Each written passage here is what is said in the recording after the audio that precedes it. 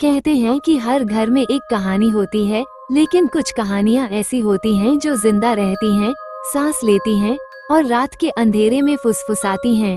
हर कोना, हर दीवार, हर परछाई जैसे कोई रहस्य छुपाए बैठी हो। आज मैं आपको लेकर चलूंगा एक ऐसे सफर पर जहां सन्नाटा बोलता है और बीते हुए लोग लौट आते हैं। क्या सच में हर घर में कोई आत्मा होती है, या ये हमारे डर की रचना है? इस सवाल का जवाब खोजने की कोशिश में जो हुआ, वो मेरे जीवन की सबसे भयावह सच्चाई बन गया। कही अनकही बातें, हिंदी हॉरर स्टोरी। कुछ महीने पहले मुझे अपने शहर के बाहरी इलाके में एक पुराना बंगला किराए पर मिला। किराया कम था और जगह बहुत शांत, शहर की भागदौड़ से दूर।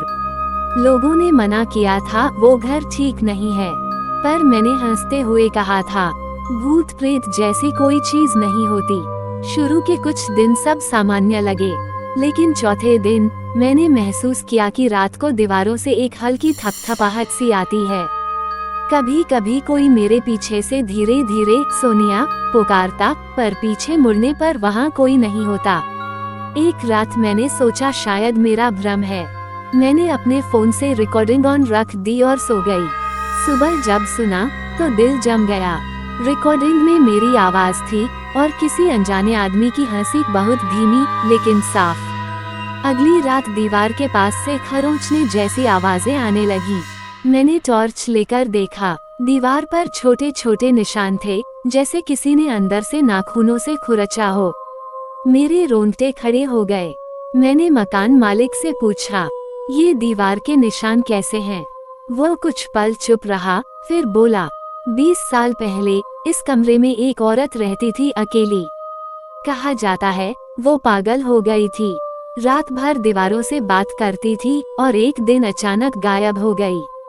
मैंने कांपते हुए पूछा, गायब मतलब मर गई थी? वो बोला, कोई नहीं जानता। उस रात जब मैं सो रही थी तो लगा जैसे कोई मेरे पास खड़ा है। धीरे से कान के पास वही आवाज, तुमने मेरा घर क्यों लिया? अब तो डर मेरे खून में उतर चुका था। मैंने कमरे का हर कोना देखना शुरू किया। एक दिन बाथरूम के आईने में जब मैंने चेहरा धोया और ऊपर देखा, तो मेरे पीछे किसी और का अंधेरा चेहरा झलक गया। बिल्कुल मेरे जैसी शक्ल, पर आंखें काली, पूरी काली। मैंने पलटकर देखा, वहाँ कोई नहीं था। मैं गिरते गिरते बची। उसी रात कमरे की लाइट अपने आप जल बुझने लगी और हवा में वही आवाज गूंजी, कहा था ना, हर घर में एक कहानी है। मैंने हिम्मत करके घर की पुरानी फाइलें खंगाली। एक पुरानी डायरी मिली जिस पर धूल जमी थी। पहला पन्ना खोला तो लिखा था, मेरा नाम मीरा है और इस घर ने मेरी आत्मा को कैद कर लिया है। डायरी के हर पन्ने पर दर्द था। वो औरत मानसिक रोग से नहीं, बल्कि घर के अंदर छिपे श्राप की शिकार थी। उसने लिखा था कि इस घर में एक काला कमरा है, जिसे अगर कोई खोल दे तो आत्माएं जाग जाती हैं। मैंने डरते हुए उस कमरे को ढूंढा। दीवार के पीछे एक छुपा हुआ लकड़ी का दरवाजा था। धीरे धीरे खोला। अंदर अंधेरा, धूल और दीवारों पर कुछ पुराने संस्कृत के मंत्र लिखे थे। अचानक ठंडी हवा चली और मेरे सामने मीरा का चेहरा प्रकट हुआ। उसकी आंखें नम थीं, लेकिन उसमें एक गहरा दुख था। वो बोली, तुम डरी क्यों? मैं तुम्हें कुछ दिखाना चाहती हूँ। उसने मुझे दीवार के भीतर एक जगह दिखाई, जहाँ से पुराना खून जैसा निशान था।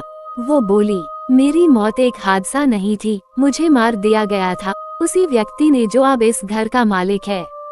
मेरे पैरों तले जमीन खिसक गई। मीरा ने कहा, हर घर में एक कहानी होती है, लेकिन कुछ कहानियाँ तब तक नहीं मरती जब तक सच बाहर न आए। उसी वक्त अचानक बिजली चली गई। मैंने फोन की टॉर्च जलाई। मीरा गायब थी, लेकिन दीवार पर उभर आया, खून से लिखा एक वाक्य, अब तुम्हारी बारी है। मैंने तुरंत घर छोड़ने का फैसला किया, लेकिन दरवाजा नहीं खुला, वो खुद ही बंद हो गया था। खिड़कियां जाम, फोन बंद और चारों तरफ वही आवाजें, हंसी, सिसकियां, कदमों की आहटें। धीरे धीरे सामने आई मीरा की आत्मा, पर इस बार वो मुस्कुरा नहीं रही थी। उसके हाथों में वही डायरी थी। वो बोली, अगर तुम जाओगी तो मेरी कहानी फिर अधूरी रह जाएगी। मैं कांपते हुए बोली, क्या चाहती हो तुम? वो बोली, सच बाहर लाओ ताकि कोई और इस घर में न फंसे। मैंने अगले ही दिन पुलिस को सूचना दी और दीवार तोड़वाई। अंदर एक कंकाल मिला, मीरा का। अब मैं उस घर में नहीं रहती, लेकिन आज भी जब किसी नए किराएदार के आने की खबर मिलती है तो मेरा दिल कांप उठता है, क्योंकि रात को अब भी उस घर से आवाज आती है। हर घर में एक कहानी होती है। कभी कभी मैं सोचती हूँ, क्या सच में भूत मरते हैं या फिर वो वहीं रहते हैं जहाँ उनका दर्द अधूरा रह गया हो। घर छोड़ने के बाद मुझे लगा सब खत्म हो गया है, लेकिन डर वो घर से नहीं, मेरे अंदर बस चुका था।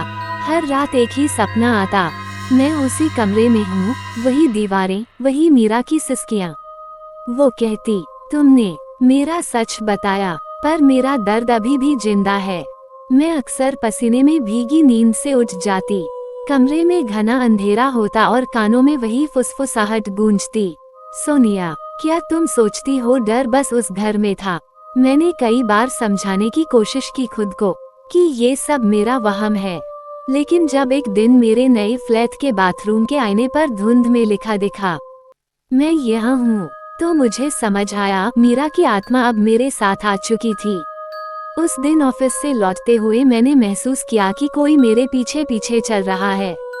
कदमों की आहटें धीरे धीरे पास आती, फिर अचानक गायब हो जाती। मैं पलटकर देखती, सड़क खाली, लेकिन जब लिफ्ट में घुसी तो शीशे में देखा, मेरे पीछे एक परछाई खड़ी थी। मेरे जैसी नहीं, वो झुकी हुई, बिखरे बालों वाली, बिना आंखों के चेहरा वाली औरत।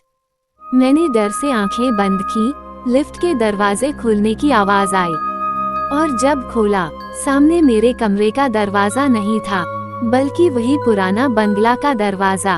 मैं चीख पड़ी, सब धुंधला हो गया। जब होश आया, मैं अपने बिस्तर पर थी, पर कमरे की दीवार पर वही निशान थे खरोंचों के, जैसे किसी ने फिर अंदर से खुरचा हो।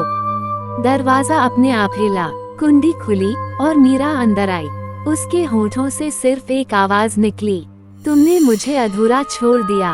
मैं कांपती हुई बोली, मैंने सब बताया था पुलिस को, अब क्या चाहती हो तुम? वो पास आई, उसकी ठंडी सांसें मेरे चेहरे से टकराईं और बोली, हर घर में एक भूत नहीं, एक गवाही होती है, और तुम अब मेरी गवाही बन चुकी हो। अचानक लाइट फट पड़ी, हवा बंद हो गई और कमरा घूमने लगा।